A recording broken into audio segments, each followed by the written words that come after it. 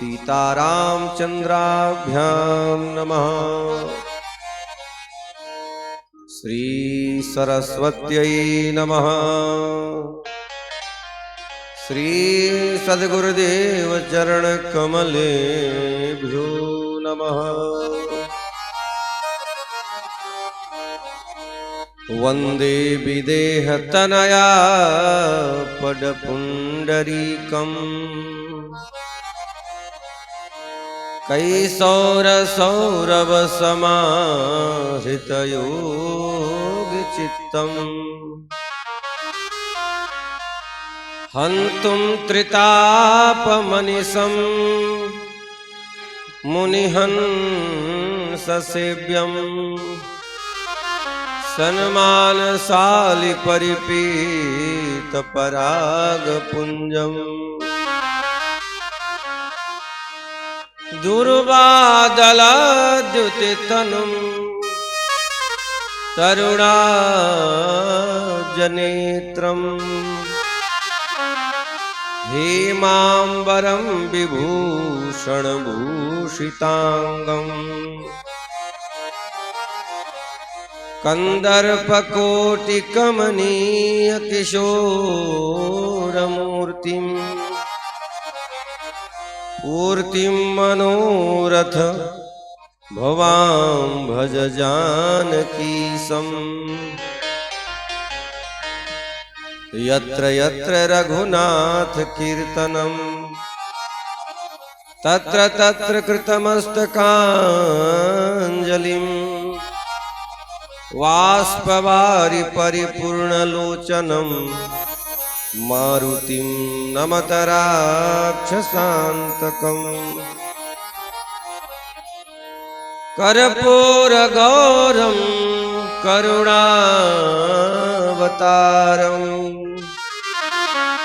संसारसारं भुजगेन्द्रहारम्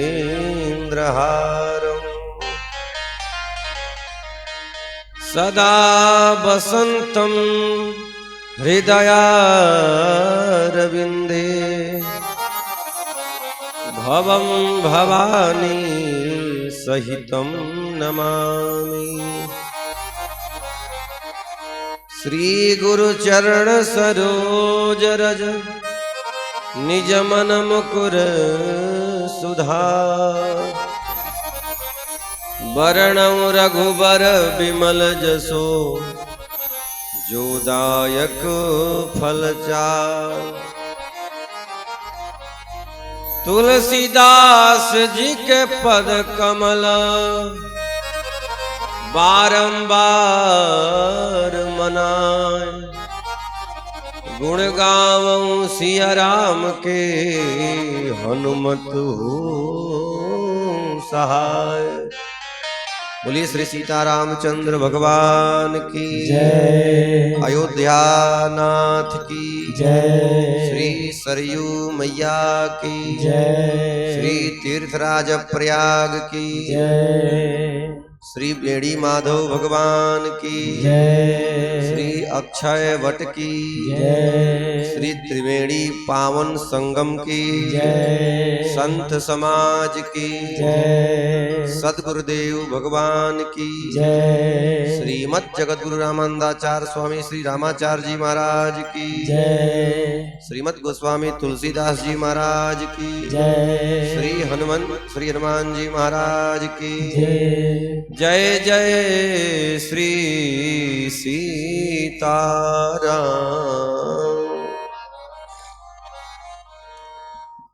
परम मंगलमय भगवान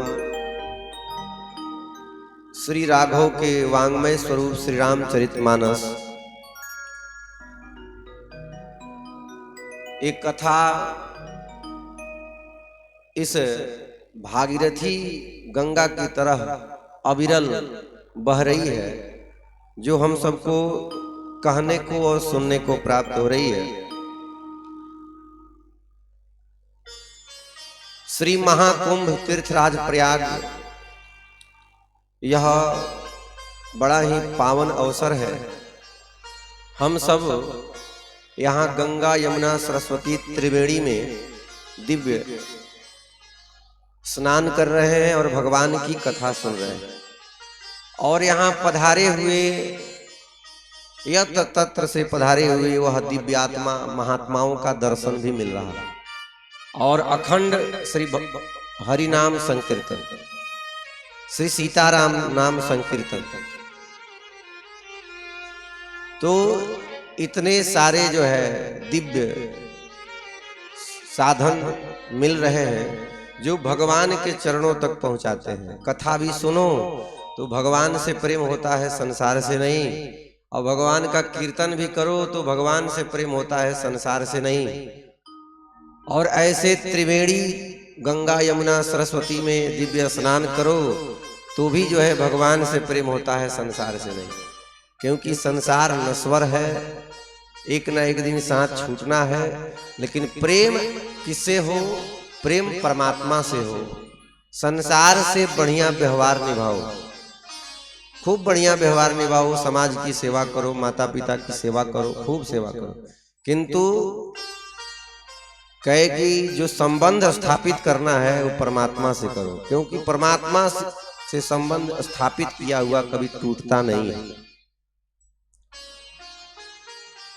तो ये सब संतों की कृपा है। यदि संत नहीं होते तो ये बताइए, यहाँ यह दिव्य जो इस भूमि पर ये खालसा लगा हुआ है और यत्र तत्र से पधारे हुए लोग आ रहे हैं, इस संतों की कृपा से ही ये संभव है। यदि संत महात्मा नहीं होते तो कोई धर्म को जानता भी नहीं कि धर्म होता है क्या। इसलिए सबसे बड़ी जो है संतों की कृपा है, और संत से ही भगवंत मिलते हैं। इसलिए जिनका जीवन संतों के सहारे चलता है, निश्चित ही उसके घर में परमात्मा आते हैं। बोलिए भक्त वत्सल भगवान की जय। तो आइए हम लोग भगवान के दिव्य नाम को संकीर्तन करें। उसके बाद से हम सब कथा सुनेंगे।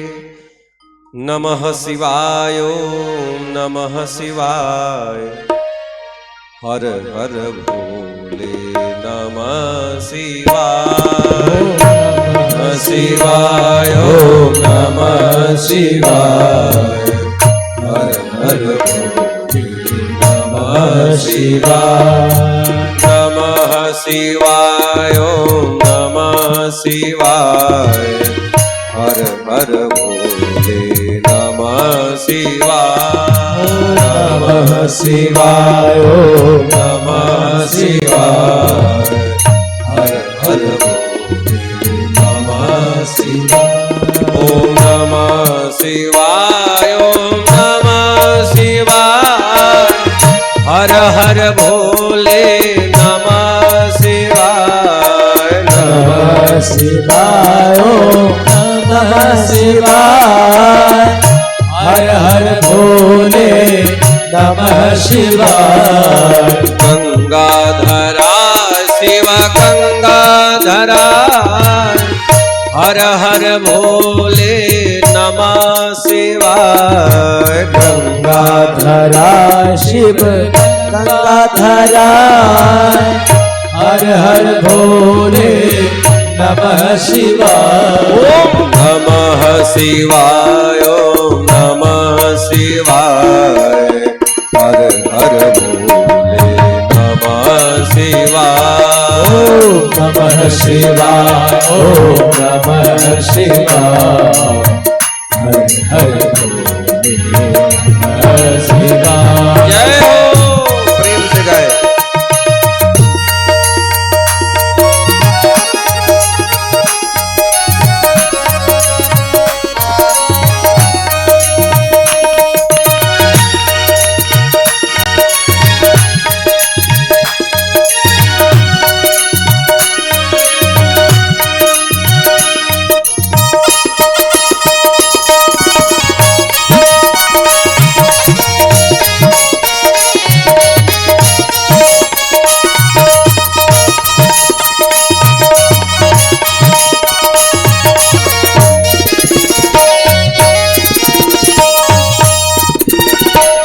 शिव जटाधराय शिव जटाधराय हर हर भोले नमः शिवाय। शिव जटाधराय शिव जटाधराय हर हर भोले नमः शिवाय। जटाधराय शिव जटाधराय हर हर भोले नमः शिवाय। जटाधराय शिव जटाधराय हर हर भोले नमः शिवाय।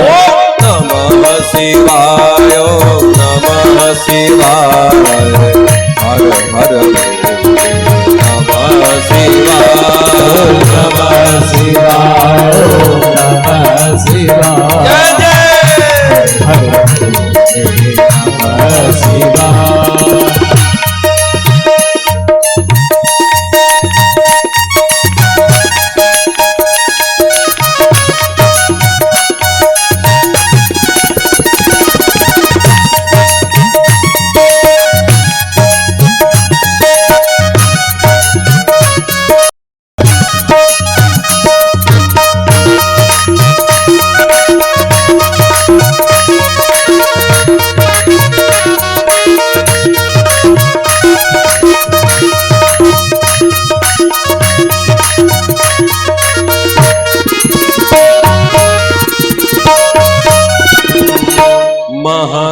महाकालेश्वराय महाकालेश्वराय हर हर भोले नमः शिवाय। महाकालेश्वराय महाकालेश्वराय हर हर भोले नमः शिवाय।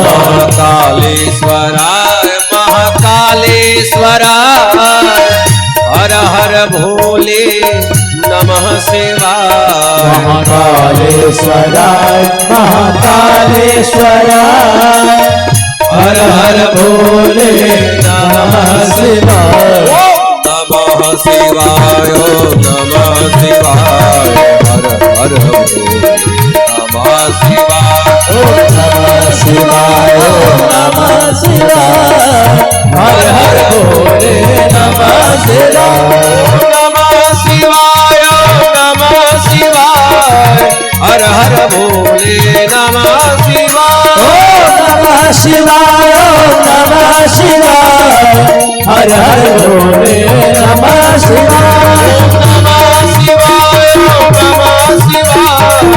हर हर भोले नमः शिवाय।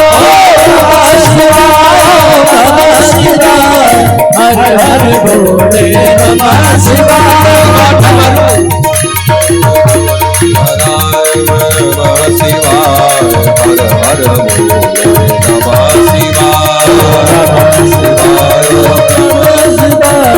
हर हर भोले नमः शिवाय। बोलिए भक्तवत्सल भगवान की जय जय जय श्री सीताराम।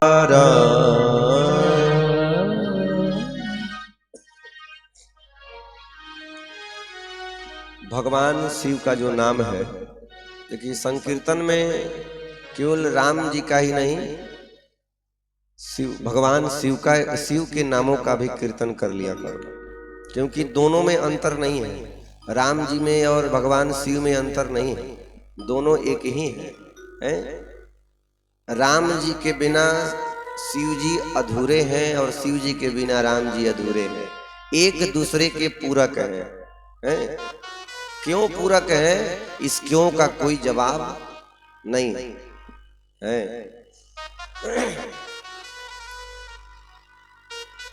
इन दोनों में जो संबंध है वो अन्योन्याश्रय संबंध है। देखिए भगवान शिव संहार करता है और राम जी हमेशा सोए रहते हैं। जैसे विष्णु भगवान को देखा होगा अपन चित्तपट में कि भगवान विष्णु लेटे रहते हैं, मैया लक्ष्मी जो है चरण दबाती रहती है। तो जो सोता है उसको गोरा होना चाहिए कि नहीं? जो संहार करता भगवान शिव है उनको काला होना चाहिए, किंतु उल्टा हो गया। कैसे? भगवान शिव को काला होना चाहिए और जो सोते हैं उनको गोरा, लेकिन यहाँ उल्टा हो गया। कहा कैसे? कहे कि भगवान शिव कपूर के समान गोरे हो गए। कर्पूर गौरम करुणावतारम,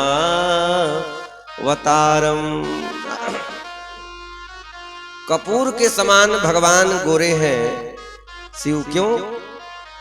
और राम जी काले हैं। क्यों? क्योंकि राम जी शिव जी का ध्यान करते हैं, तो शिव जी का जो कालापन था वो राम जी में चला गया, और राम जी में जो गोरापन था वो शिव जी राम जी का ध्यान करते हैं तो शिव जी को गोरापन प्राप्त। क्योंकि जिस व्यक्ति का आप ध्यान करोगे उसका गुण स्वभाव आपके अंदर आएगा। संसार में किसी व्यक्ति का आप ध्यान करें तो उसका स्वभाव गुण आपके अंदर भी आएगा। इसलिए अच्छे पुरुषों का ध्यान करना चाहिए।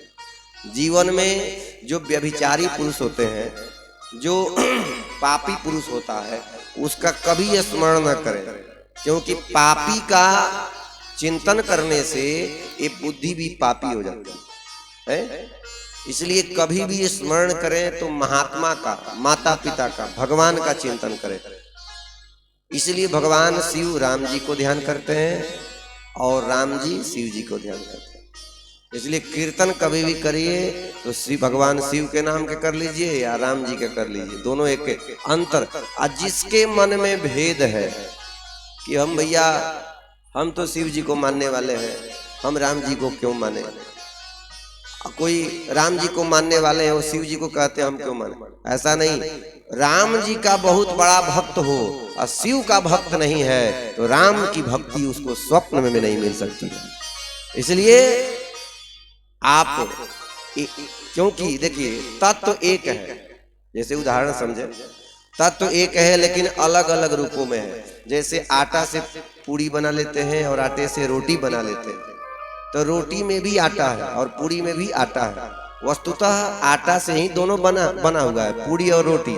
वैसे ही तत्व एक है, राम जी कहो चाहे शिव जी कहो, लेकिन अलग अलग रूपों में। अब किसी को शिव जी पसंद है, किसी को राम जी पसंद है, लेकिन है दोनों एक ही। बोलिए भक्तवत्सल भगवान की जय।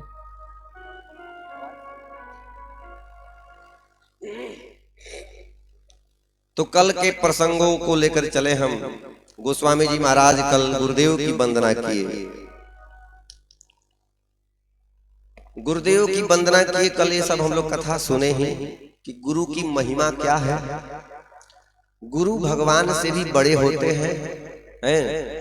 अगर जिस व्यक्ति ने जीवन में गुरु नहीं बनाया, कहा कि वो भजन करते करते भगवान ब्रह्मा के समान हो जाए, शिव के समान हो जाए बिना गुरु के, तो उसका कल्याण नहीं होगा। इसलिए गुरु क्या है? अरे भगवान भी इस धरती पर आए तो वो भी गुरु बनाए। इस धरातल पर परमात्मा आए, गुरु गृह गए पढ़न रघुराई, और अल्प काल विद्या सब आई। तो इस प्रकार से जो है गुरु की महिमा क्या है, कल हम लोगों ने बहुत ठीक प्रकार से सुनी।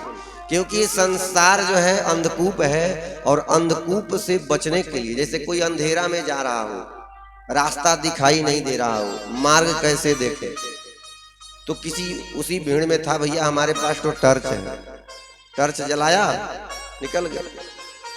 उसी प्रकार से संसार अंधकूप है, अंधेरी कुआं, लेकिन जिसके पास गुरु का ज्ञान है, ज्ञान रूपी टर्च जलाया और निकल गया। तो संसार में कल्याण उसी का होगा जो गुरुदेव के सहारे चलते हैं, संतों के सहारे चलते हैं। बोलिए सदगुरुदेव भगवान की जय। अब गोस्वामी जी श्री रामचरितमानस में गुरुदेव भगवान की वंदना करने के बाद से इस धरती के देवता, इस पृथ्वी के देवता कौन है? ब्राह्मण। स्वर्ग के देवता तो इंद्र है, लेकिन इस धरती के देवता कौन है? ब्राह्मण। गोस्वामी जी कहते हैं, बंदाओ प्रथमा महीसुर चरना मोह जनित संशय सब हरना। वंदा प्रथम महीसुर चरना मोह जनित संशय सब हरना। वंदा प्रथम महीसुर चरना मोह जनित संशय सब हरना। वंदा प्रथम महीसुर चरना मोह जनित संशय सब हरना। गोस्वामी जी कहे, अच्छा इसके पहले जरा ध्यान दें, इसके पहले गोस्वामी जी ने जो वंदना किए, गणपति की वंदना, सरस्वती की वंदना किए, भगवान गणेश की वंदना किए, शिव रूप में गुरुदेव की वंदना किए हैं, और भगवान मैया पार्वती की वंदना किए, भगवान शिव की वंदना करते हुए कवीश्वर, कपीश्वर और मैया जानकी और राम जी की वंदना किए। लेकिन अब कह रहे हैं वंदौ प्रथम महीसुर चरणा, मैं सर्वप्रथम वंदना कर रहा हूं। मतलब इसके पहले जो वंदना कर दिए तो फिर प्रथम क्यों कहे? इसलिए कहे क्योंकि इसके पहले जो भी मैंने वंदना किया वो धरती पर रहने वाले नहीं है। कहे कि कोई क्षीर सागर में रहता है, कोई बैकुंठ में रहता है, कोई दिव्य लोक में रहता है, कोई स्वर्ग में रहता है, लेकिन प्रथम इसलिए कहे कि इस धरती पर पहुंचो, सर्वप्रथम ब्राह्मण की वंदना करें। कहे कि जिनके ब्राह्मणों के शरण में जाने से क्या होता है? कहे कि ब्राह्मण के शरण में जाने से मोहजन्य जो विकार है, समाज में क्या करना है नहीं करना है समझ नहीं आ रहा, तो पंडित जी को पास गए। पंडित जी बताइए। अब पंडित जी अपना जो है पंचांग शास्त्र खोले, अब उन्होंने बता दिया। मतलब ब्राह्मण के शरण में जाने से मोहजन्य विकार दूर हो जाता है। कहे कि ये ब्राह्मण देवता का प्रभाव क्या है? तो कहा दैवाधीनम जगत सर्वम, दैवाधीनम जगत सर्वम मंत्राधीनश्च देवता, ते मंत्रा ब्राह्मणाधीनम तस्माद् ब्राह्मण देवता। ये पूरा जो जगत है, संसार किसके अधीन है? देवताओं के अधीन है। ये संसार किसके अधीन है? देवता के अधीन है। किंतु देवता किसके अधीन है? देवता मंत्रों के अधीन है। देवता किसके वशीभूत रहते हैं? मंत्र। नहीं होता कि मंत्र भैया सिद्ध कर लो, ये देवता तुम्हारे पीछे पड़ जाएंगे, तुम्हारे बस में हो जाएंगे, ऐसा। तो मंत्रों के अधीन देवता है, लेकिन मंत्र किसके अधीन है? कहे कि ते मंत्रा ब्राह्मणाधीनम, वो मंत्र ब्राह्मणों के अधीन है। जब तक ब्राह्मण देवता मंत्र नहीं बोलेंगे तब तक कोई देवता आपकी यज्ञशाला में नहीं आएंगे, या आपके घर में कहीं पूजन होता है तो वेदी बनाई जाती है ना, तो पंडित जी मंत्र बोलते हैं इंद्राय नमः, इंद्रम आवाहयामि स्थापयामि, मतलब इंद्र के नाम लेकर। तो जब वो मंत्रोच्चारण करते हैं तो देवता आते हैं। तो महाराज इस जगत देवताओं के अधीन है, देवता मंत्रों के अधीन है, मंत्र ब्राह्मणों के अधीन है। तो सबसे बड़ा कौन हुआ? ब्राह्मण। इसलिए गोस्वामी जी ने कहा बंदाओ प्रथम महीसुर चरना। कहे अब देखिए ब्राह्मण को ऐसे होना भी चाहिए, ये भी बात है। हम दोनों पक्षों की बात करेंगे। महाराज गोविंद गीता में कहे अर्जुन स्वधर्मे निधनम श्रेय, अपने धर्म में यहाँ धर्म का संबंध कर्तव्य से है, ध्यान देंगे। ब्राह्मण, क्षत्रिय, वैश्य और शूद्र, देखिए 4 वर्ण है, ध्यान देंगे, स्पष्ट मैं बात कर रहा हूं, 4 वर्ण है और सबका मैं प्रमाण भी दूंगा।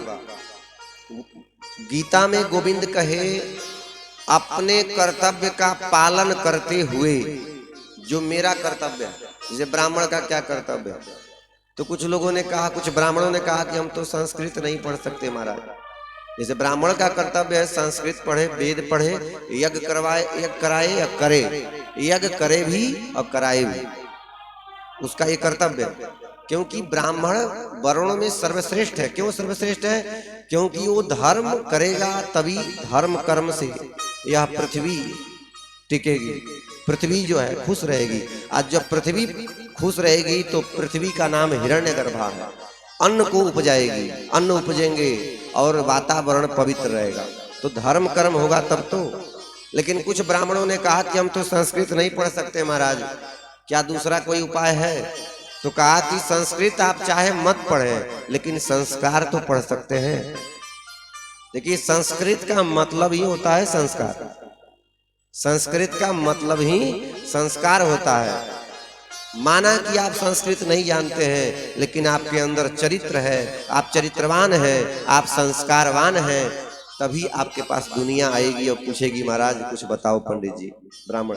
इसलिए चाहे आप संस्कृत ना पढ़ो, आज की आधुनिक पढ़ाई जो हो रही है, किंतु आप संध्या, उपासन, गायत्री मंत्र तो रोज जप लिया करो, है? इस प्रकार से जो है, तभी जो ब्राह्मण भगवान का नाम नहीं जपता, भागवत में कपिलाष्टाध्यायी में, कपिलाष्टाध्यायी का सार माता देहूति ने एक श्लोक में निकाला, अहो कहे कि अहो स्वपचतो गरीयान। जो ब्राह्मण भगवान का नाम नहीं जपता, भगवान का पूजन नहीं करता, नाम न जपता हुआ, उस ब्राह्मण से श्रेष्ठ वह चांडाल है। क्योंकि चांडाल उसका कर्तव्य है, उस जोनी में गया है, किंतु फिर भी वह राम राम कह रहा है। भाई भगवान ने उसको चांडाल योनि में भेजा है, उसका कर्म है चांडाल का, किंतु वो राम राम कह रहा है। एक वो ब्राह्मण है जो कभी भगवान के नाम जिह्वा पर नहीं लेते, तो माता देहूति कहती हैं उस नाम न जपता हुआ ब्राह्मण से श्रेष्ठ वह चांडाल है। कम से कम अपने कर्तव्य का पालन कर रहा है, लेकिन फिर भी भगवान का नाम 1-2 बार गलती से भी ले लेता। इसलिए भैया अपने कर्तव्य का पालन करें। क्षत्रिय को धर्म की रक्षा करनी चाहिए। क्षत्रियों को भी जो है धर्मो रक्षति रक्षिता। जैसे अलग अलग पात्र है, थाली है, गिलास है, कटोरी है। अब गिलास की शोभा कैसे है? उसमें जल पिया जाए या दूध पिया जाए, आगे गिलास में भोजन किया जाए। गिलास में भोजन करेंगे तो गिलास की शोभा है? नहीं, गिलास में पानी पिएंगे तभी गिलास की शोभा। अब थाली में कोई पानी पिए, अरे थाली में भोजन करेंगे तो थाली की शोभा है। कहने का मतलब है कि अपने अपने कर्तव्य का पालन करेंगे तो भगवान उसी में आपका कल्याण करेंगे। भागवत में एक प्रसंग है, सुदामा नाम के माली थे, जाति के माली, लेकिन ईमानदारी से अपना बिजनेस करते थे, लेकिन भगवान उनके यहाँ पहुंच गए। तो जो आपका कर्तव्य है वो कर्तव्य का खूब ईमानदारी से काम करो। भगवान देखो तुमको दुनिया की ऐसी कोई वस्तु नहीं है जो परमात्मा आपको नहीं देंगे, सब कुछ प्रदान होगा, किंतु ईमानदारी होनी चाहिए भैया। आजकल महाराज इस कलयुग में धर्म के तो 3 पैर टूट चुके हैं, सत्यम, शौचम, दया। इस कलयुग में 3 धर्म के 4 चरण हैं, सत्य, शौच, दया और दान। ये 4 चरण हैं धर्म के। कहे कि कलयुग में सत्य चला गया, कोई सत्य नहीं बोलना चाहता। कलयुग में शौच मतलब पवित्रता चली गई, केवल स्नान कर लिए तो हम पवित्र हो गए, लेकिन अंतःकरण में मैल है, मन में मैल है। केवल इस शरीर को धुलने मात्र से, इस शरीर में केवल धुलने मात्र से अंतःकरण के मैल नहीं जाएगा। अंतःकरण के मैल कब जाएगा? जब आप कथा में बैठिए, भगवान की कथा सुनिए, तब जाकर के आपका मन जो है, क्योंकि इस कपड़े को धुलने के लिए तो साबुन है, लेकिन मन को धुलने के लिए एक बहुत बढ़िया साबुन है। कौन सा? एक कथा। कथा में बैठेंगे तो मन धुल जाएगा, और गंगा जी में जाएंगे तो ये शरीर धुल जाएगा। इसलिए तन के साथ साथ मन को भी धुलने का प्रयास करेंगे, तभी आपके अंदर सत्यता और ईमानदारी आएगी, नहीं तो कभी नहीं आएगी।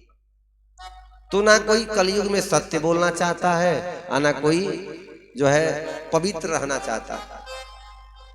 अरे स्नान करने की दूर बात है, कुछ लोग तो महीने तक नहीं स्नान करते हैं। स्नान करना चाहिए। और तीसरा चरण दया। दया नाम की कोई चीज नहीं महाराज, कलयुग में कोई दया भी नहीं करता है। शायद कहीं कहीं कोई सत्य बोल दे, कोई पवित्र हो, कोई दया कर दे, किंतु अधिकतर लोगों के अंदर ना सत्यता है, ना पवित्रता है, और ना दया है। कलयुग में एक बचा है, क्या? दान। अरे पापी व्यक्ति भी दान करता है, पापी व्यक्ति भी दान करता है। धर्मात्मा लोग भी दान तो करते ही हैं, लेकिन पापी भी सोचता है कि हम कुछ जो पाप जो कमाए हैं, पाप के द्वारा जो पैसा कमाए हैं, चलो उसमें कुछ दान कर दे महाराज को। देखिए, जो यजमान दान करता है वह अपना पाप दान करता है, और उसको जो ग्रहण करता है, अब ग्रहण करने वाला के ऊपर सब आ गया, लेकिन ग्रहण करने वाला के ऊपर जब आया तो उसको तपोनिष्ठ होना चाहिए। मतलब उसको रोज भगवान का नाम जप करना चाहिए। अरे ना सही तो 2-4 माला रोज जपो। इससे क्या होगा? माला जपोगे तो जो तुमको दान मिल रहा है वो पाप कट जाएगा, और नहीं जपोगे तो वो दान ग्रह के रूप में कुंडली में बैठ जाएगा। फिर कहोगे कि हस्तरेखा गड़बड़ है, कुंडली गड़बड़ है। क्यों? क्योंकि दान ले रहे हैं। इसलिए प्रत्येक व्यक्ति को जो है नियम करना चाहिए, भगवान का नाम जपना चाहिए। अब भाई केवल जीवन में रह गया है खाना, सोना, बच्चे उत्पन्न करना, और मकान दुकान बनाना, घर बनाना और मर जाना, इतना ही बचा है जीवन में। लेकिन इतना तो एक कुकर भी कर लेते हैं। कोई जानवर का बच्चा भूखा नहीं सोता, सबका पेट भर जाता है। हम लोग वही कर रहे हैं, तो कौन बहादुरी कर रहे हैं? इसलिए समाज में कुछ अच्छा करें। भगवान ने जब इतना सुंदर शरीर दिया है तो कुछ अच्छा करें। क्या? अरे ये तो ठीक है, समाज की सेवा करना, बाल बच्चा इत्यादि, ये सब बढ़िया, किंतु भगवान का रोज भजन करें, ये न छूटे। हमारा लक्ष्य क्या है? भगवान का भजन, क्योंकि अंत में यही काम आएगा। ये दुनियादारी जो आप निभा रहे हैं ना, जिसके लिए तुम कर रहे हो, वही एक दिन कहेगा आप हमारे लिए क्या किए हो। तब आपको पता चलेगा, अरे यार जीवन में इसके लिए मैंने किया, लेकिन आज इसके मुख से सुनना पड़ रहा है हमारे लिए। इसलिए उसके लिए करो, हम ये नहीं कर रहे उसके लिए मत करो, लेकिन उसके लिए करते हुए अपना लक्ष्य मत भूलो, भगवान को कभी मत छोड़ो। भोजन छूट जाए लेकिन भजन ना छूटे। बोलिए भक्त वत्सल भगवान की जय। कहे सुदीन बाबा है, ये सब संत लोग हैं, कलाकार नहीं है। बहुत, अरे कलाकारों की बात की जाए तो अद्भुत है, लेकिन फिर भी इनको कलाकार मैं नहीं कहता। ये सुदीन बाबा संत हैं, ये गंगा धाम इनका नाम है, साक्षात गंगा धाम विराजमान है। तो ऐसे दिव्य विभूति का संगत दास के साथ दास करता है। इसलिए कहे सतम विहाय भोक्तव्यम, कहा गया है, नीति कह रही है 100 काम छोड़ करके है कहे कि भोजन करना चाहिए। क्यों? सतम विहाय भोक्तव्यम, 100 काम छोड़ करके भोजन करना चाहिए। क्यों? जब हम शरीर हमारा जब स्वस्थ रहेगा, तब हम एक आसन पर 2 घंटा बैठ करके भगवान का नाम जप करेंगे या कथा सुनेंगे। अब भोजन नहीं करेंगे तो ना हम कथा सुन सकते हैं, क्योंकि जब बैठेंगे तो रीढ़ की हड्डी दर्द कर रहे महाराज है। क्योंकि आदत नहीं है। इसलिए बचपन से बैठने की आदत बनाएं, ताकि एक आसन पर कम से कम 2 घंटा तो बैठे। अब बैठे हैं कथा में, तब तक शरीर दर्द करने लगा, महाराज चलो सोने, अब छोड़ो। तो ऐसा नहीं, इसलिए भोजन 100 काम छोड़ के भोजन करें ताकि शरीर स्वस्थ हो। और कहे कि 1000 काम छोड़ करके जो है भगवान का भजन करना चाहिए, क्योंकि भगवान का जो भजन है ये इसी शरीर में, क्योंकि कुकर सुकर कभी भजन नहीं कर सकता। जो अन्य जाति के जो जीव जंतु हैं, जानवर हैं, वो भजन नहीं कर सकता, क्योंकि वो योनि में भोग रहा है, वो कर्मों का फल भोग रहा है। लेकिन हम लोग कर्मों का फल नहीं भोग रहे हैं, हम लोग यहाँ आकर के अपने को सुधार रहे हैं। जिसने नहीं सुधारा वो तो गिर गया, उसका पतन हो गया। लेकिन जो अपने आप को सुधार लिया उतर गया। इसलिए इस शरीर से ही परमात्मा भजनीय है, इस शरीर से ही भगवान की कथा श्रवणीय है। इसलिए कथा को सुनिए, भगवान को भजन कीजिए। बोलिए भक्तवत्सल भगवान की। तो गोस्वामी जी कहते हैं बंदउ प्रथमा महेशुर चरना। मैं सब प्रथम ब्राह्मणों के चरणों में वंदना करता हूं, जिनके शरण में जाने से यह मोहजन्य विकार दूर हो जाता है। इसके बाद में गोस्वामी जी ने संत समाज की वंदना की, संतों की वंदना की। गोस्वामी जी कहते हैं मुद मंगलमय संत समाजू, जो जग जंगम तीरथ राजू। देखिए बहुत सुंदर बात है, जरा ध्यान सुनिएगा। मुद मंगलमय संत समाजू, ये संत समाज भी तीर्थराज प्रयाग है। संत समाज क्या है? तीर्थराज प्रयाग। किसी ने कहा कैसे? जैसे कि हम लोग कहाँ बैठे हैं? तीर्थराज प्रयाग में। तो गोस्वामी जी कह रहे हैं संत भी तीर्थराज प्रयाग है, संत महात्मा। तो तीर्थराज प्रयाग कहने से किन चीजों का बोध होता है? गंगा, यमुना, सरस्वती और बेणी माधव भगवान, अक्षय वट, और यहाँ जो यत्र तत्र से पधारे हुए जो संत भगवान। तो क्या संतों के शरण में जाने से इन सब का दर्शन हो जाएगा? संतों के शरण में जाने से क्या त्रिवेणी जो संगम है, वो स्नान का जो फल है वो मिल जाएगा? तो गोस्वामी जी कहते हैं जी हाँ, मिलेगा। मुद मंगलमय संत समाजू, जो जग जंगम तीरथ राजू। देखिए ये तीर्थराज प्रयाग में आपको चल के आना पड़ेगा ना। आप लोग आए हैं, लेकिन ये तीर्थराज प्रयाग आपके घर नहीं जाएंगे कि जाएंगे? नहीं जाएंगे ना। लेकिन संत रूपी जो तीर्थराज प्रयाग है, चलता फिरता जंगम तीर्थराज प्रयाग, वो सब ही सुलभ सब दिन सब देसा। वो सब जगह सुलभ है। कोई भी संत महात्मा आए जाए तो समझ जाओ कि हमारे यहाँ तीर्थराज प्रयाग आ गए हैं। तो किसी ने पूछा बाबा जी ये बताइए, आप कह रहे हैं संत तीर्थराज प्रयाग है, तो त्रिवेणी संगम में कैसे स्नान करने का फल कैसे महात्मा से मिलेगा? तो कहा कि महात्मा का जो चरण है, महात्मा का जो पैर है, कहे कि चरण जो है विष्णु का प्रतीक होता है। विष्णु के चरण, ये जो कल की कथा में हमने बताई थी कि जो चरण जो है, चरण में भगवान विष्णु का वास होता है। यदि चरण की महिमा गाई जाए तो भगवान की चरण, नाम की महिमा गाई जाए तो संसार में भगवान का नाम है। आप लोग यहाँ स्नान करने गए हैं तो गंगा और यमुना दिख रही हैं, दो नदी दिख रही है ना, गंगा और यमुना। लेकिन सरस्वती नहीं दिख रही। कहे कि फिर सरस्वती है कहाँ?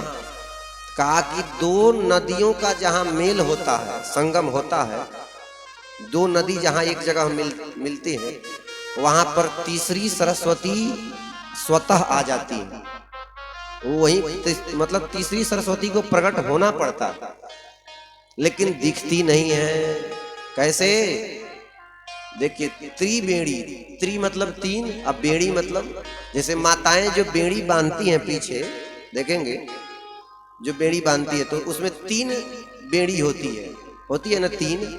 लेकिन जब उसको बांध दिया जाता है तो उसमें दो ही दिखाई देता, उसमें दो ही बेड़ी दिखाई देती है कि नहीं? लेकिन वस्तुतः उसमें होती कितनी है? तीन। उसी प्रकार से गंगा या यमुना तो दिखाई देती हैं, लेकिन सरस्वती दिखाई नहीं देती है। बोलिए भक्तवत्सल भगवान की जय। तो वैसे संतों का जो चरण है वो त्रिवेणी संगम है। कैसे? जैसे चरण भगवान की चरणों से बड़ा सुंदर एक दृष्टांत शास्त्रों में आया है। भगवान का जो चरण है, पैर, ये ऊपर का भाग क्या है? श्याम है, और नीचे का तलवा जो है वो लाल है, और ये नख क्या है? सफेद है। मतलब ऊपर श्याम, नीचे लाल, और ये नख सफेद।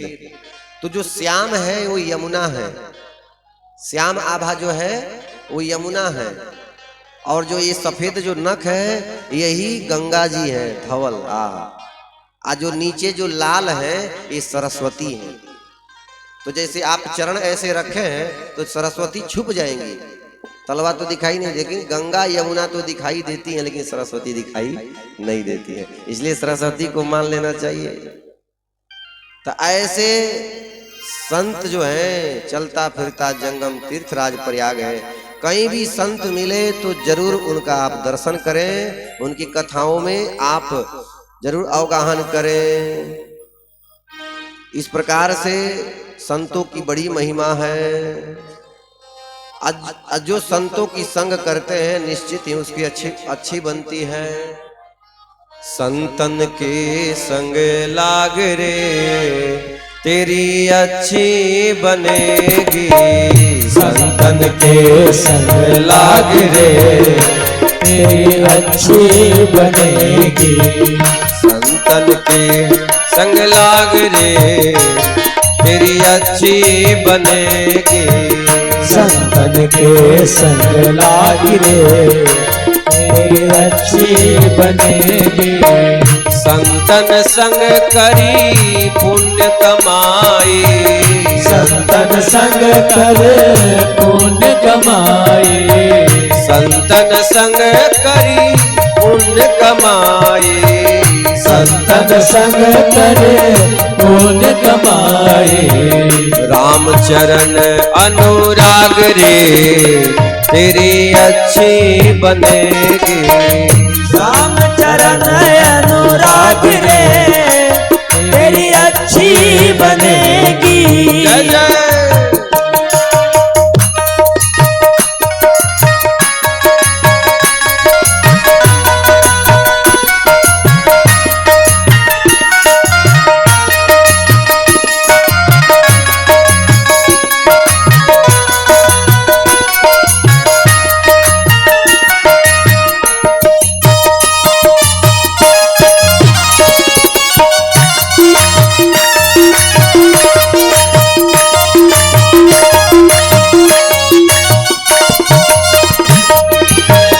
किसी ने पूछा, भाई संसार वाले किसी को कुछ समझाओ, तो कहेंगे क्या कि पहले ये बताओ कोई प्रमाण है तो हम माने। कोई प्रमाण है? इस संसार ये दुनिया प्रमाण मांगती है। भाई संतों के संग में रहने से अच्छी होती है, लेकिन किसकी अच्छी हुई? कोई प्रमाण है? तो कहा कि है। ओ ध्रुव जी की बन गई, प्रहलाद जी की बन गई। ध्रुव जी की बन गई, प्रहलाद जी की बन गई। ध्रुव जी की बन गई,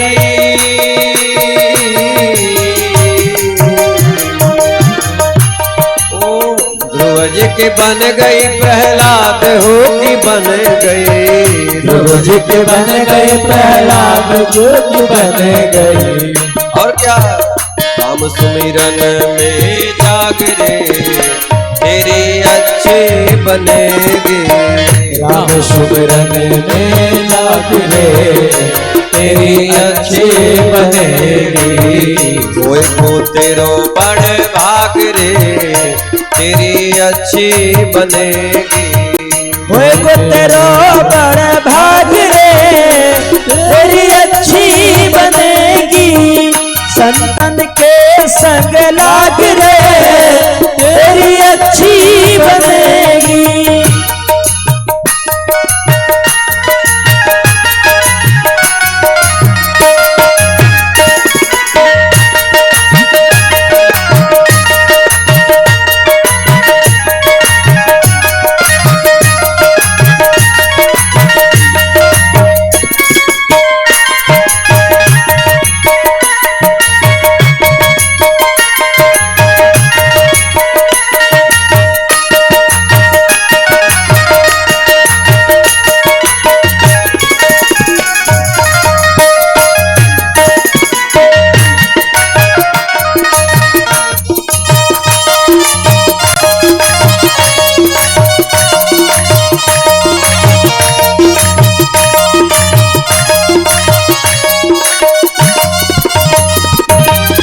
कागा से तो है हंस करेंगे, कागा से तो है हंस करेंगे।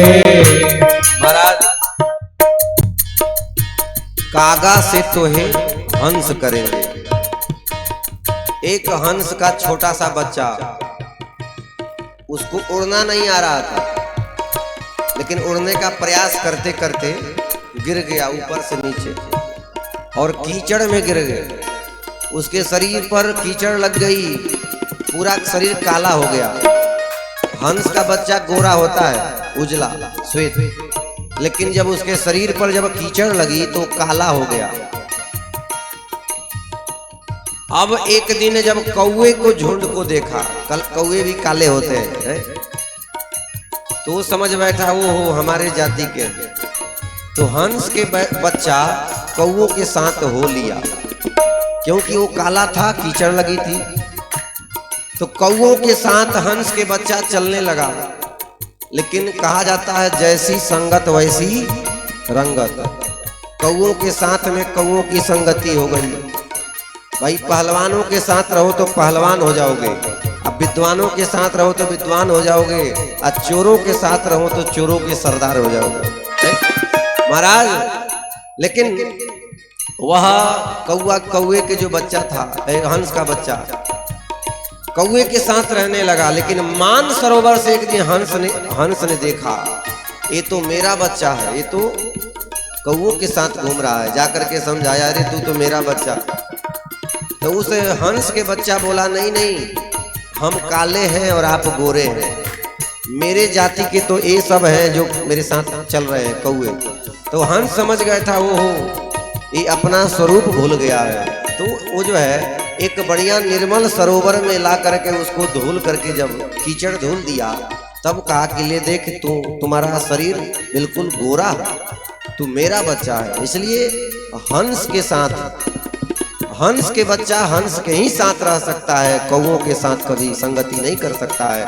वैसे ही हम सब क्या हैं, हम सब किसके पुत्र हैं? परमात्मा के। हम सब परमात्मा के पुत्र हैं। लेकिन जब देखो जीवन में हाय हाय मचा है, ये हाय हाय गंदगी कहाँ से लगा लिए? कहा कि महाराज संगति कौवों की हो गई है। ओ कागा से तुम्हें हंस करेंगे, कागा से तुम्हें हंस करेंगे, कागा से तुम्हें हंस करेंगे, कागा से तुम्हें हंस करेंगे। मिट जाए उर के दाग रे तेरी अच्छी बनेगी, मिट जाए उड़ के दाग रे तेरी अच्छी बनेगी। संतन के संग लाग रे तेरी अच्छी बनेगी।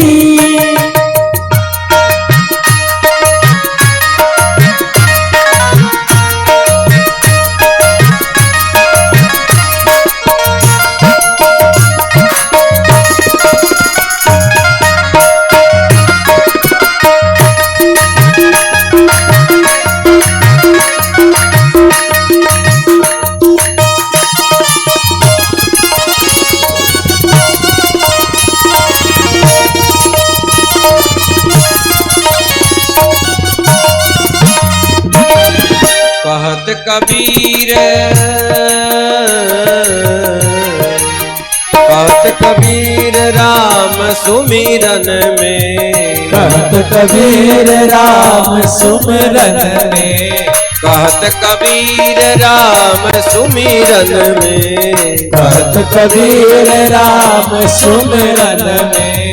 लाग सके तो अब लाग रे तेरे अच्छे बनेगे। लाग सके तो अब लाग रे तेरी अच्छी बनेगी।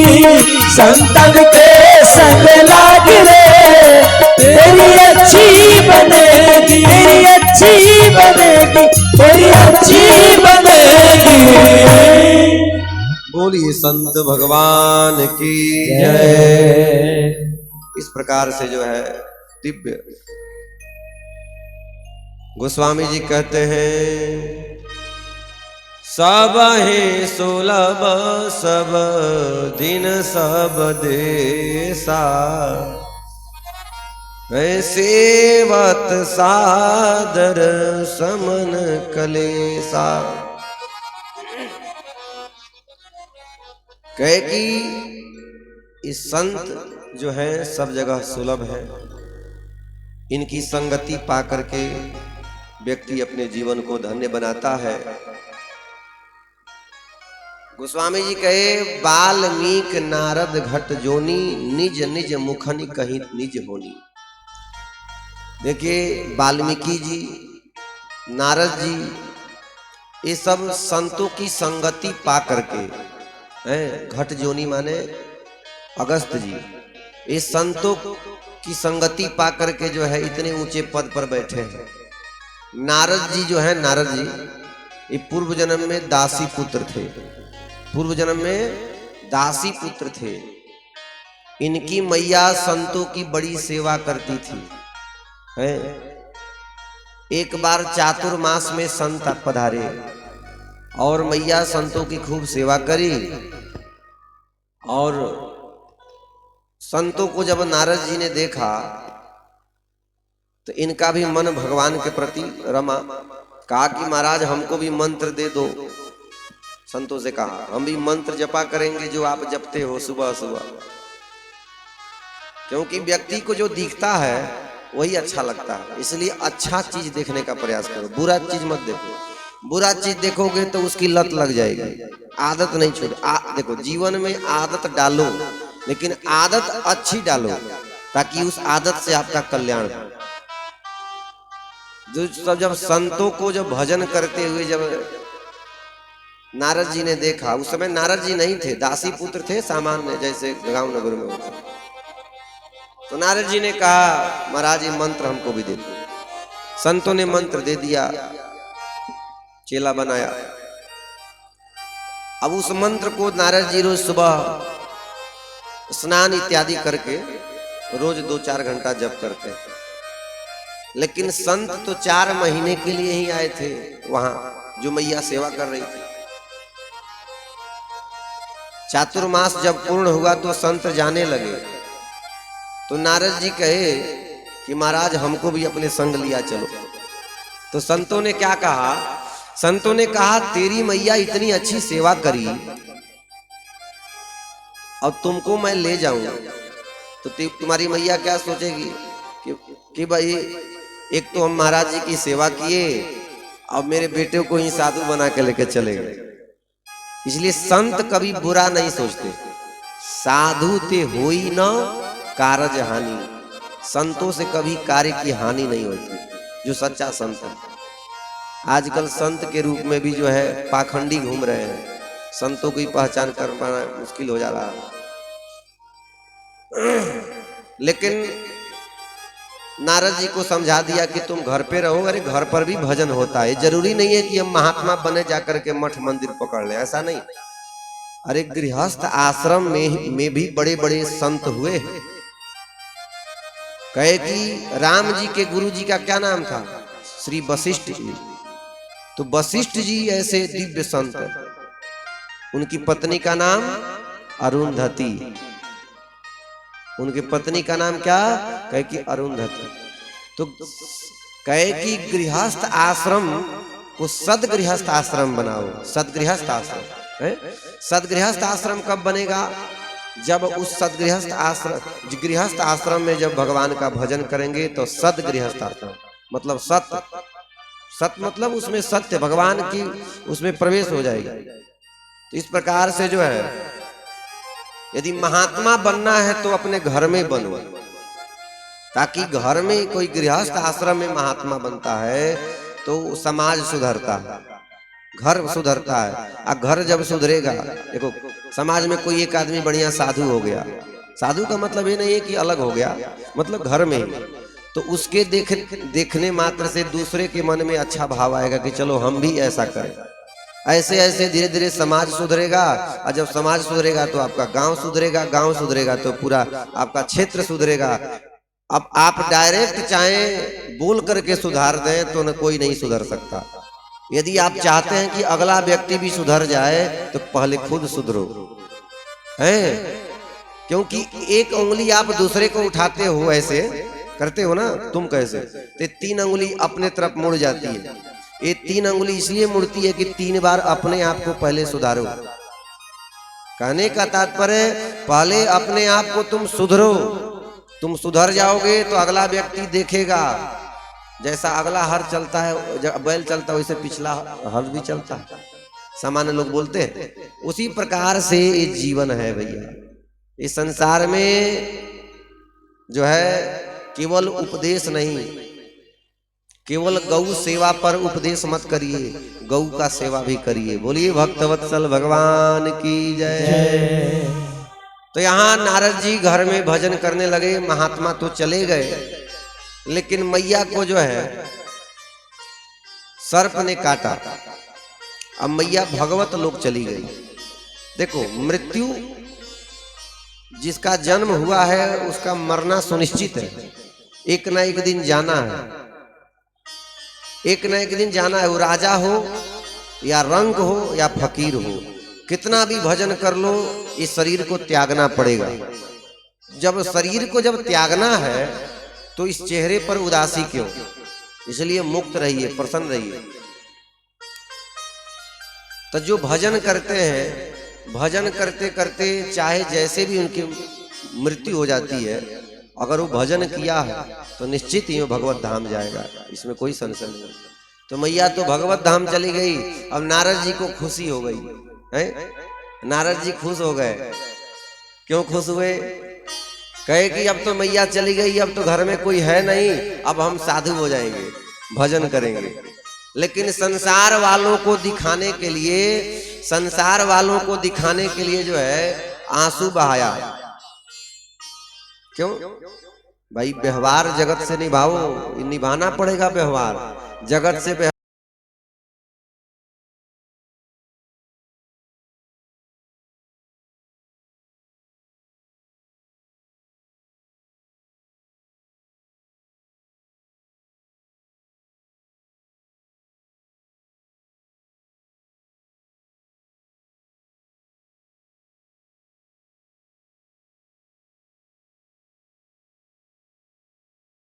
दो यंत्र है इस शरीर में। कितना? 2 यंत्र, एक दिल और एक दिमाग। एक दिल और एक दिमाग। कहे कि दिमाग कैसा यंत्र है? तो दिमाग जानने का यंत्र है, लेकिन दिल मानने का यंत्र है। किसको दिमाग में बैठाना है, किसको दिल में बैठाना है। तो हम लोग संसार को दिल में बैठाते हैं और भगवान को दिमाग में बैठा लेते हैं, यही धोखा हो जाता है। इसलिए भगवान को, भगवान सत्य है, उनको दिल में बिठाओ प्यारे, क्योंकि एक बार तुम उनसे संबंध फिट हो गया, वो छोड़ने वाले नहीं है। लेकिन संसार धोखा देने वाला है, दिमाग में बैठाओ। कि हाँ भाई कब धोखा देगा, हमेशा सावधान रहो, इज्जत दो, इसको माला पहनाओ, फूल चढ़ाओ, प्रतिष्ठा दो, लेकिन कब साइड हो जाए कोई नहीं जानता। इसलिए हृदय में भगवान को बिठाइए, जैसे भगवान शिव अपने हृदय में राम जी को बिठाए हैं। भगवान शिव तो नित्य भगवान का, राम का ध्यान करते हैं। ऐसे परमात्मा का भजन करना चाहिए। आइए 2 बार भगवान नाम। हर हर महाकाल शंभो काशी विश्वनाथ गंगे, हर हर महाकाल शंभो काशी विश्वनाथ गंगे, हर हर महाकाल शंभो काशी विश्वनाथ गंगे, हर हर महाकाल शंभो काशी विश्वनाथ गंगे, काशी विश्वनाथ गंगे सदा शिव पार्वती संगे, काशी विश्वनाथ गंगे सदा शिव पार्वती संगे, बाबा विश्वनाथ संगे सदा शिव पार्वती संगे, बाबा विश्वनाथ गंगे सदा शिव पार्वती संगे, हर हर महाकाल शंभो काशी विश्वनाथ गंगे, हर हर महाकाल शंभो काशी विश्वनाथ गंगे। जय हो।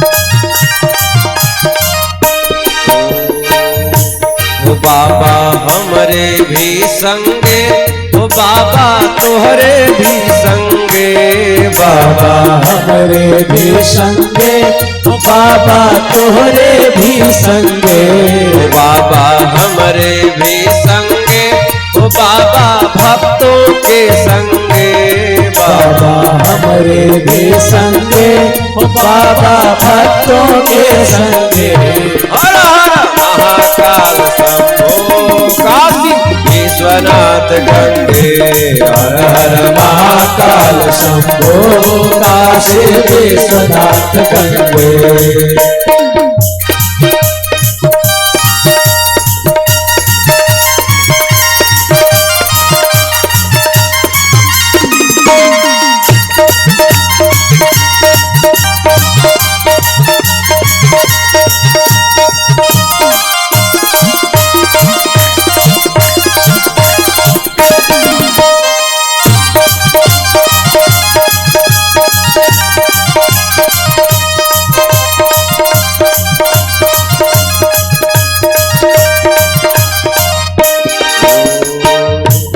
काशी कैलाशी के वासी अमरनाथ दुख भंजा हो, अमरनाथ दुख भंजा, काशी कैलाशी के वासी अमरनाथ दुख भंजा हो, अमरनाथ दुख भंजा है। काशी कैलाशी के वासी अमरनाथ दुख भंजा हो, अमरनाथ दुख भंजा, काशी कैलाशी के वासी अमरनाथ दुख भंजा हो, अमरनाथ दुख भंजा। उज्जैनी के महाकाल है, उज्जैनी के महाकाल है, भक्तों के अड़भंगा, भक्तों के अड़भंगा, हर हर महाकाल शंभो काशी विश्वनाथ विश्वनाथ गंगे। हर हर महाकाल शंभो काशी विश्वनाथ गंगे। हर हर महाकाल शंभो काशी विश्वनाथ गंगे। हर हर महाकाल शंभो काशी विश्वनाथ गंगे। डिमिक डिमिक डिम डमरू बाजे बाजे ढोल मृदंगा हो, बाजे ढोल मृदंगा। डिमिक डिमिक डिम डमरू बाजे बाजे ढोल मृदंगा हो, बाजे ढोल मृदंगा। डिमिक डिमिक डिम डिमिक डिमिक डिम डिमिक डिमिक डिम डमरू बाजे बाजे ढोल मृदंगा हो, बाजे ढोल मृदंगा। डिमिक डिमिक डिम डमरू बाजे बाजे ढोल मृदंगा हो, बाजे ढोल मृदंगा। रुनुक झुनुक झुन बजे पखावज, रुनुक झुनुक झुन बजे पखावज। रुनुक झुनुक झुन बजे पखावज। रुनुक झुनुक झुन बजे पखावज। डमरू और मृदंगा, डमरू और मृदंगा। महाकाल शंभो काशी विश्वनाथ गंगे। हर हर महाकाल शंभो काशी विश्वनाथ गंगे। बाबा हमारे भी संगे, ओ बाबा तुम्हारे भी संगे।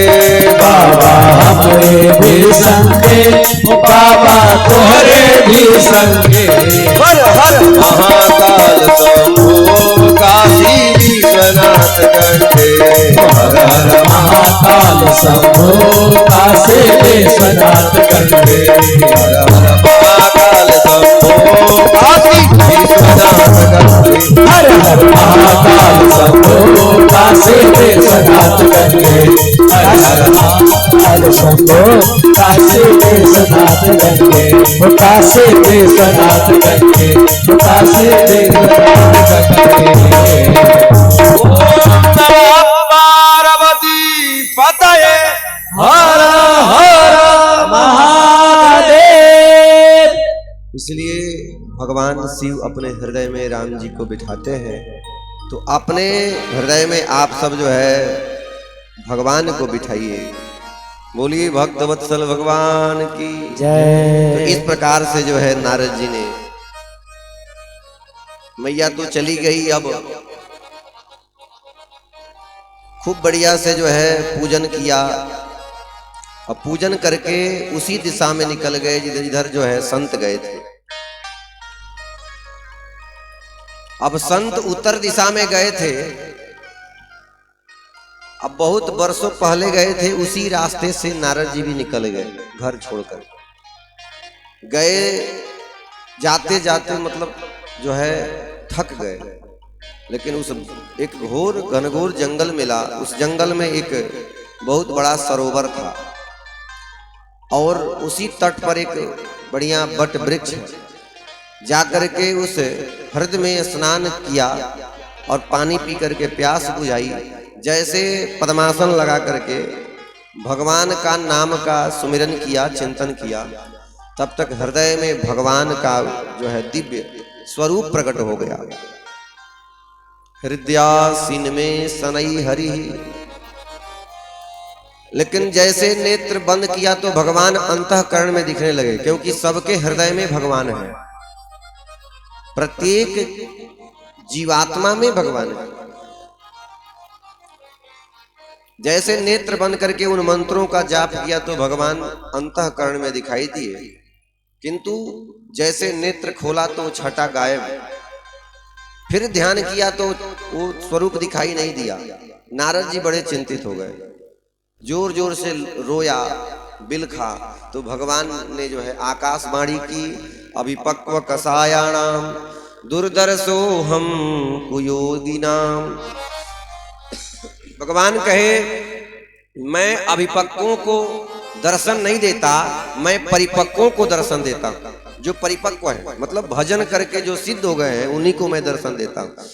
तो नारद जी ने कहा हम जब भजन कर लेते तभी आप दर्शन देते, पहले क्यों दे दिए? तब तो हमारी दशा और बिगड़ गई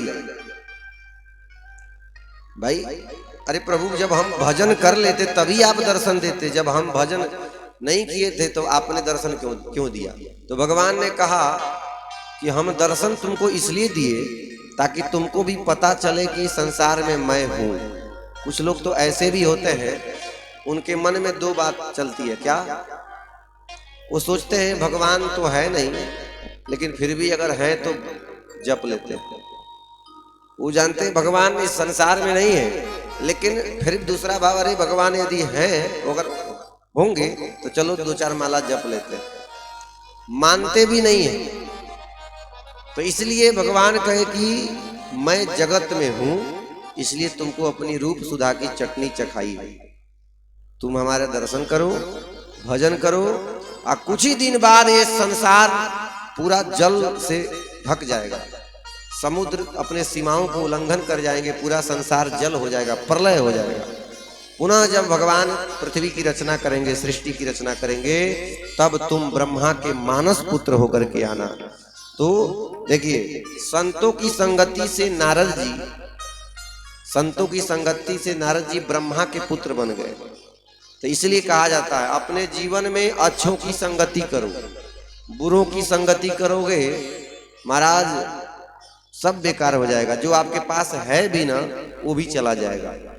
लेकिन आपके पास कुछ भी नहीं है, आप अच्छों की संगति कर रहे हो तो आपको प्राप्त होगा। संगत से गुण होत है, संगत से गुण जात। इसलिए गोस्वामी जी कहे बिनु सात संग विवेक न होए, बिनु सात संग विवेक न होई, बिनु सात संग विवेक न होई, बिनु सात संग विवेक न होई, बिनु सत्संग विवेक न होई, राम कृपा बिनु सुलभ न सोई, राम कृपा बिनु सुलभ न सोई, राम कृपा बिनु सुलभ न सोई। देखिए, सबके पास पुस्तक है, रामायण है, रामचरितमानस है, भागवत है, अन्य अन्य आप लोग पुस्तक रखे ही होंगे घरों में। तो पढ़ करके आप ज्ञानी क्यों नहीं हो जाते? पढ़ करके विद्वान क्यों नहीं हो जाते? नहीं हो सकते। कारण क्या है? शास्त्र पुराण घर में रखे जाते हैं, आप पढ़ते भी हैं, लेकिन आप पढ़ने, शास्त्र पुराण को पढ़ने से आपके अंदर भक्ति होती है, लेकिन आप चाहें कि हम शास्त्र पुराण डायरेक्ट पढ़ करके हम समझ लें, तो ये बहुत दुस्तर विषय है, नहीं हो सकता। कैसे? जैसे समुद्र का जल पेय नहीं है। समुद्र का जल दिखने में तो सुंदर दिखता है, लेकिन हाथ में उठाओ और पियो, पूरा मन खराब हो जाएगा, क्योंकि पूरा नमक है। तो जैसे समुद्र का जल आप उठा के नहीं पी सकते, वैसे शास्त्रों को डायरेक्ट आप बिना गुरु के द्वारा, बिना सत्संग के द्वारा समझ नहीं सकते। शास्त्रों का जो ज्ञान है वो खारा है। शास्त्रों का ज्ञान वो खारा समुद्र के समान है। जैसे वो जल जाते हैं वाष्प के माध्यम से बादल में, या जब बारिश होती है तो बारिश में जो जल गिरता है वो निर्मल होता है, सबसे पवित्र माना गया है। बारिश का जल स्वच्छ होता है। तो समुद्र का ही वो जल है, फिल्टर करके बादल बारिश कर रहे हैं, फिल्टर करके बादल बारिश कर रहे हैं। वैसे ही एक कथा में बैठने से, आप लोग जो बैठे हैं यहाँ पर, समस्त शास्त्रों की बात कही जा रही है। कोई ऐसा शास्त्र, कोई ऐसा उपनिषद, कोई ऐसा ग्रंथ नहीं है जिसकी बातें नहीं की जा रही। अब आप को प्रत्येक शास्त्र पढ़ना पड़ेगा और प्रत्येक ग्रंथ पढ़ने पड़ेंगे, लेकिन कथा में बैठ जाएंगे तो समस्त शास्त्रों का सार आपको मिलेगा यहीं पर। क्योंकि ये जब संत जन, कथावाचक जन जो भी है, जब विद्या अध्ययन करके आते हैं तो उसी खारा जो ज्ञान है शास्त्रों का, ये जब मुख से जब यह दिव्य बारिश करते हैं, ज्ञान देते हैं, तो उसी ज्ञान को सुनने में सुगमता होती है, अब समझ भी जाते हैं। तो वैसे ही सत्संग में बैठा करें। बिनु सत्संग, कहे कि बिनु सत्संग विवेक न होई। बिना सत्संग के विवेक नहीं हो सकता। विवेक का मतलब क्या है? देखिए विवेक है क्या? विवेक मनुष्य के अंतर्गत होता है, पशु में विवेक नहीं है। देखो पशु को भूख लगती है, पशु मारता भी है, पशु के अंदर भय भी है, लेकिन पशु के अंदर विवेक नहीं है। जैसे विवेक होता क्या? जैसे कोई द्वार पर आया, कोई द्वार पर आया तो जो है अब उसको उठ करके सम्मान करना चाहिए, लेकिन पशु ये सब नहीं जानता, उसके अंदर विवेक है ही नहीं। लेकिन आजकल ये मनुष्य भी जो है ये भी पशु के समान हो गए हैं, इसलिए कि सबके पास तो जो है वह सब कुछ होता है, लेकिन विवेक नहीं होता। क्या करना चाहिए, क्या कैसे सम्मान करें, कैसे प्रणाम करें, कैसे भजन करें, कैसे पूजन करें, इस प्रकार से। तो ये कैसे पता चले? ये सब सत्संगों में बैठे, बिना सत्संग में बैठे ये सब पता नहीं चल सकता है। और वो भी भगवान के कृपा के बिना यह सुलभ नहीं हो सकता है। बोली भक्तवत्सल भगवान की जय। गोस्वामी जी ने जो है अद्भुत संतों की वंदना की, संत समाज की वंदना की। संत ऐसे होते हैं। देखिए संतों का जो जीवन है, संतों का जीवन एक पेड़, जैसे आम का पेड़ होता है ना, आम का पेड़, उसमें फल जब आ जाते हैं तो डालियां झुक जाती हैं। जब आम के वृक्ष में जब फल लगते हैं, जैसे जैसे वो आम बढ़ते जाते हैं डालियां झुकती जाती हैं। तो संत के हृदय में भी फल होता है। कौन सा फल होता है? ज्ञान रूपी फल होता है। और संत हमेशा विनम्री झुके हुए चलते हैं। जैसे उस डालियों में फल लगने से डालियां झुक जाती है, वैसे संत का स्वभाव है, वो झुक के चलते हैं। वो कभी जो है अहंकार भरे शब्दों से नहीं चलते हैं, अहंकार भरे जीवन से नहीं चलते हैं। हमेशा वो विनम्रमय होते हैं। लेकिन आप वृक्ष के पास जाओ, डंडा भी मारो तो फल देता। वृक्ष के पास जाइए, आप डंडा भी मारो उसमें तो फल देगा। वैसे संत का जीवन है। संत जो भी जगत में विचरण करते हैं, लेकिन किसके लिए? समाज के लिए। समाज के लिए करते हैं। उनका एकमात्र है समाज को सुधारना। बोलिए संत भगवान की जय। तो गोस्वामी जी ने इतना सुंदर दिव्य वर्णन करते हुए वंदना किए। उसके बाद गोस्वामी जी कहते हैं खलों की वंदना किए, खल की। देखो संत के तो वंदना किए, लेकिन खल के बहुरी बंदी खल गण सती भाई। देख खल का मतलब क्या होता है? खल, जो खाए भी और लड़े भी है। दो अक्षर है, ख और ल। तो एक संत कहे नहीं, जिसका खाए उसी से लड़े वो खल है। जिसका खाए उसी से लड़े। कहे जे बिनु काज दाहिने हूं बाएं। महाराज खल की प्रवृत्ति है, कब किधर से किधर हो जाए। आप भले भाले हो, सीधे जा रहे हो, अब खल जो दुष्ट है वो बिन मोल के आपसे झगड़ा कर लेगा। कुछ लोगों को तो कारण से गुस्सा आता है? कुछ लोगों को कारण से गुस्सा आता है, कुछ लोगों को गुस्सा करने के लिए कारण ढूंढते हैं कि क्या कारण ढूंढे कि हमको गुस्सा आए, इसको हम डांटे। ऐसे भी लोग होते हैं कुछ संसार में। भाई माना कि बच्चा अपना उदंड हो गया है तो गुस्सा आ गया, चलो इसको डांट दिए, वो तो अच्छी बात है। लेकिन महाराज एक मैया थी, है एक मैया थी, उस गांव में मतलब प्रथा थी कि दूसरे गांव से वो आग लेने जाने, दूसरे टोला से आग लेने जाती थी। तो उस गांव में प्रथा थी कि कंडी लेकर के जाते थे लोग। कंडा मतलब गोईठा, गोहरा जो होता है, जो भी कई शब्द है, गोहरा कह लीजिए, कंडा कह लीजिए, गोईठा कह लीजिए, तो लेकर के आग लाने के लिए जाती थी। वहां का नियम था, ऐसे कोई आग नहीं देता। लेकिन वो पहुंची आग मांगने, क्योंकि पहले के जमाने में माचिस कम हुआ करती थी। लोग आग मांग करके अपने घर में जो है रसोई जलाते थे। होता था कि नहीं? आप लोग जानते हैं, बड़े बुजुर्ग हैं।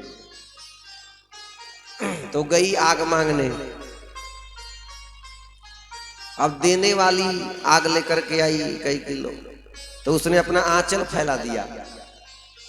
उसने अपना आंचल फैलाया, तो जो दे रही थी कह रही तो जल जाएगा, इसमें क्यों ले रही है? तो उसने कहा कि हमारा जलेगा, तुम्हारा क्या जाएगा। महाराज जो झगड़ा किया, तो कुछ लोग, कहने का भाव है, कुछ लोग गुस्सा होने का कारण ढूंढते हैं। उसी गोस्वामी जी कहते हैं, बहुरी बंदी खला गन सती भाई, जे बिनु काज दाहिने हूँ बाएं। मैं खलों की इसलिए वंदना करता हूँ कि जो काव्य की रचना करने जा रहा हूँ, जो रामाराम से मानस की रचना करने जा रहा हूँ, कहीं इसमें इन लोगों की कृपा विशेष हो। देखो, संतों की कृपा तो ठीक है, मान लिया माता पिता कृपा कर रहे हैं, आशीर्वाद दे रहे हैं, लेकिन खलों की कृपा हो जाए तो समझ जाओ कि तुम्हारा काम सफल। अगर खल कृपा ना करे महाराज, खलों का, देखिए कुछ लोग होते हैं संसार में, जितना अपने दुख से दुखी नहीं है, दूसरे का सुख देख करके मरे जा रहे हैं। ये संसार का ही हकीकत सत्यता है। जो अपने दुखी से बेचारा उतना दुखी नहीं है, उससे कहीं ज्यादा दुखी दूसरे का धन वैभव देख करके। अरे महाराज, संसार में आए हो, सब जैसा बोया है वैसा पा रहा, किंतु आप जब ऐसे सोचोगे कि भाई जिसको कल तक हम इतना सा देखा था, आज इतना बड़ा हो गया मेरे सामने, तो ये यदि भावना आपके अंदर है तो आप कभी जीवन में तरक्की नहीं कर सकते। यदि ये आपके अंदर भावना है कि ये हमसे इतना आगे निकल गया, आपकी भावना ये होनी चाहिए, भगवान ने जैसे इसको दिया है उसको सबको दे। जब आपके अंदर परमार्थ की भावना होगी तो परमात्मा निश्चित ही कल्याण करेंगे। इसलिए हमेशा निरंतर जो है अच्छी सोच रखें। किंतु एक खलों की बात कही मैंने, ये वो खल है जो भगवान ने सुंदर शरीर तो दिया, लेकिन दूसरे की संपत्ति को देख करके जलन हो रही है। गोस्वामी जी ने वर्णन किया, ऊंचे निवास नीच कर तूती, ऊंचे निवास नीच कर तूती, ऊंचे निवास नीच कर तूती, ऊंच निवास नीच कर तूती, ऊंच निवास नीच कर तूती, देखे न सकई पराई विभूति, देख न सकई पराई विभूति। सुंदर शरीर मिल गया, मतलब ये शरीर मिलना ऊंच निवास है। एक वही नहीं है कि जो ऊंचे लोगों की बात नहीं कही जा रही है। गोस्वामी जी उस यहाँ, क्योंकि गोस्वामी जी का एक चौपाई का 18 अर्थ होता है, एक चौपाई का 18 अर्थ होता है, वो शब्दार्थ हो या भावार्थ हो। गोस्वामी जी रामचरितमानस, इसलिए रामचरितमानस अपने घर में भी रोज पढ़ा करो आप लोग, क्योंकि एक ऐसी ये भाषा है कि मूर्ख से मूर्ख व्यक्ति भी, सरल से सरल व्यक्ति भी समझ जाएगा। रामचरितमानस का पाठ रोज नहीं तो एक दोहा जरूर करो, एक दोहा तो कम से कम करो, वैसे हो सके तो रोज 10 दोहा पढ़ो, एक नवा पारायण करो या मास पारायण करो। तो भगवान ने जो है सुंदर शरीर दिया और दूसरे के प्रति सुंदर व्यवहार नहीं है, इसलिए सोच अच्छा रखो। तो गोस्वामी जी ने ऐसे खलों की वंदना की, एक से एक जड़ चेतन जीव इत्यादि सब जड़ चेतन की वंदना किए, और अंत में जो है कहा कि आकर 4,84,000 जाति जीव जल थल नभवासी। अंत में कहा सी राम मैं सब जग जानी, करऊं प्रणाम जुग जुग पानी। नाना प्रकार की वंदना किए।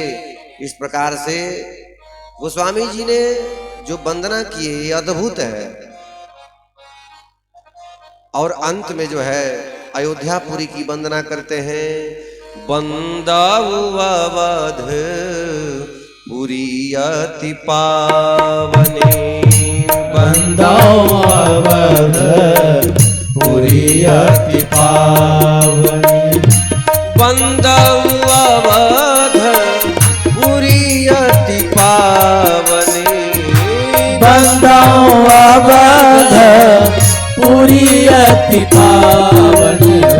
सरयू सरी कल कलु से न सावने, सरयू सरी कल कलु से न सावने। अयोध्यापुरी की वंदना की। देखिए इस पृथ्वी में कौन शक्ति है? गुरुत्वाकर्षण शक्ति है। जैसे आप लोग गेंद फेंकते हैं ऊपर, या कोई वस्तु आप ऊपर फेंके तो वस्तु कहाँ आकर गिरता है? धरती पर। तो गिरता नहीं है वो, उसको पृथ्वी खींच लेती है। क्या? पृथ्वी उसको खींचती है, क्योंकि पृथ्वी को जैसे चुंबक में जो शक्ति होती है लोहे को खींचना, वैसे ही पृथ्वी में गुरुत्वाकर्षण है। आप ऊपर फेंको, जैसे माइक को फेंका ऊपर, माइक को, तो ये पृथ्वी खींच लेगी नीचे। वैसे ही इसका एक सीमा है, मतलब एक रेखा है, वहां तक एक गुरुत्वाकर्षण सीमा जो रेखा है वहीं तक गुरुत्वाकर्षण शक्ति काम करती है। लेकिन अयोध्यापुरी की गोस्वामी जी ने वंदना की। अयोध्यापुरी कितनी बड़ी है देखिए, अयोध्यापुरी मथुरापुरी। इस भूमि की महिमा क्या है? इस भूमि की महिमा सुन लीजिए क्या अयोध्या की। मानो कि ये पृथ्वी यह पृथ्वी में जो गुरुत्वाकर्षण शक्ति है इस ससीम है, मतलब एक सीमा है। उसके ऊपर आप गेंद फेंक दोगे, कोई वस्तु फेंक दोगे तो नीचे नहीं आ सकता। लेकिन अयोध्यापुरी में जो आकर्षण शक्ति है वो बैकुंठ में बैठे भगवान को भी खींच लेती है। बैकुंठ में बैठे, क्षीर सागर में बैठे भगवान को भी अयोध्या में खींच लेती है। यत्र दशरथ गृहे जन्म, यत्र वसुदेव गृहे जन्म। कभी वसुदेव का लाला बन के, कभी जो है दशरथ के लाला बन के आते हैं। इसलिए बंदौ अवधपुरी अति पावनी। तो इतना सुंदर दिव्य यह वंदना करते हैं। आइए इन्हीं के साथ वाणी को विराम। कल से पुनः हम लोग भगवान की चर्चा शेष चर्चा कल के सत्र में श्रवण करेंगे। सीताराम जी की प्यारी रजधानी लागे, रजधानी लागे, मोहे मीठो मीठो सरयू जी को पानी लागे। सीताराम जी की प्यारी राजधानी लागे, राजधानी लागे, मोहे मीठो मीठो सरयू जी को पानी लागे। सीताराम जी की प्यारी रजधानी लागे, रजधानी लागे, मोहे मीठो मीठो सरयू जी की प्यारी राजधानी लागे, राजधानी लागे। मोहे मीठो मीठो सरजू जी दो पानी लागे। जय हो।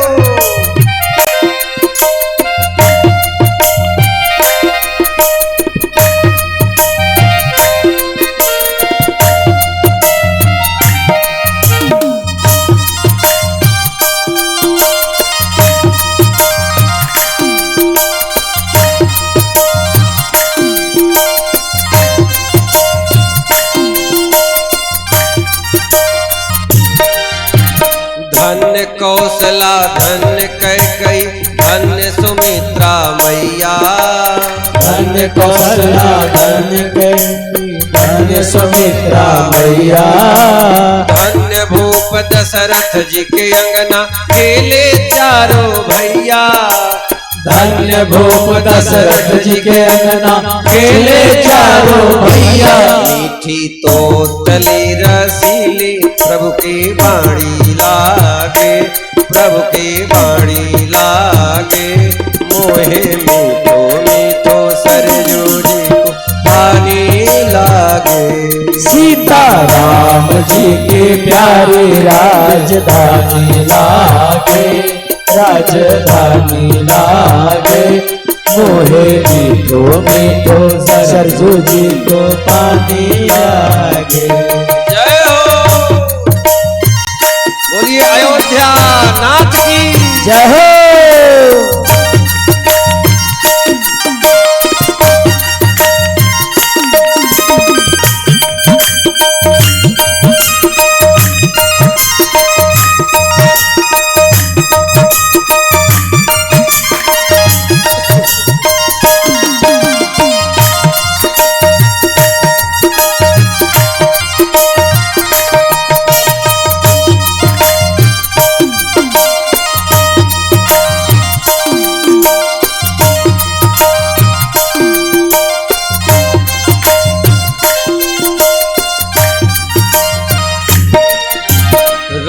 महल हनुमान गढ़ी मणि राम छावनी सुंदर। रंग महल हनुमान गढ़ी राम छावनी सुंदर। स्वयं जगत के मालिक बैठे कनक भवन के अंदर। स्वयं जगत के मालिक बैठे कनक भवन के अंदर। सीता राम जी की शोभा सुख खानी लागे, सुख खाने लागे।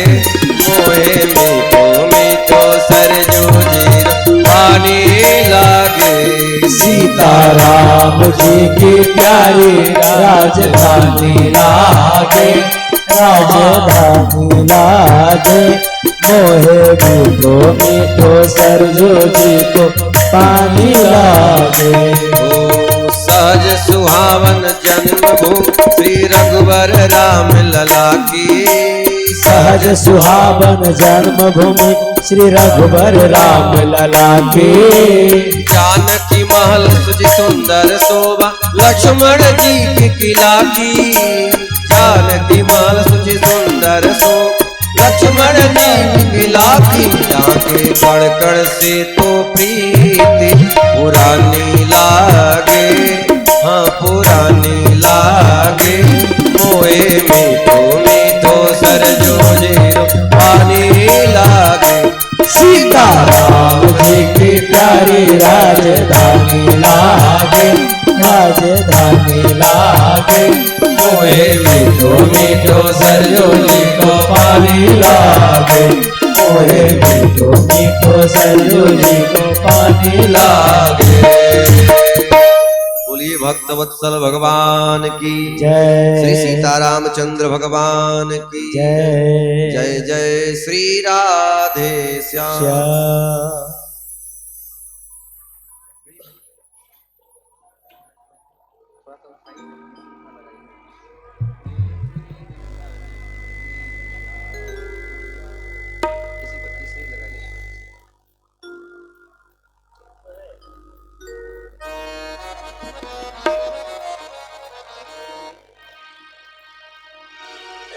आप सभी आरती में खड़े हो जाएंगे। आरती के बाद में सब आप अपने अपने गंतव्य को, कल पुनः आप सभी 5 बजे से 6 बजे से समुपस्थित रहेंगे।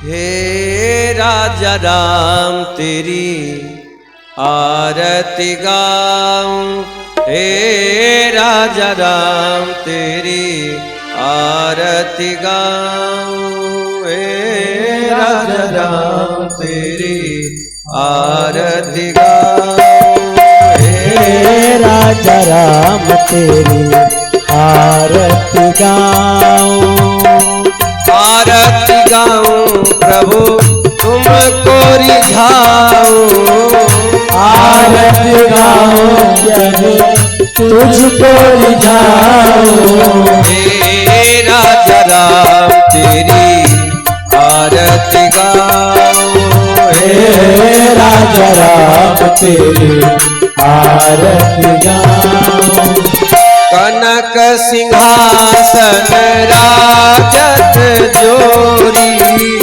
कनक सिंहासन राजत जोरी, कनक सिंहासन राजत जोरी, कनक सिंहासन राजत जोरी, दशरथ नंदन जनक किशोरी, दशरथ नंदन जनक किशोरी, यहाँ छवि अपने मन में बसाऊं, यह छवि अपने मन में बसाऊं, हे राजा राम तेरी आरती गाऊं, हे राजा राम तेरी आरती गाऊं, पाम भाग सोहित जग जननी, पाप भाग शोभित जग जननी, चरण विराजत है सुत अंजनी, चरण विराजत है सुत अंजनी, इन चरणों में शीश नवाऊं, इन चरणों में शीश नवाऊं, हे राजा राम तेरी आरती गाऊं, हे राजा राम तेरी आरती गाऊं, चरणों से निकली गंगा प्यारी, चरणों से निकले गंगा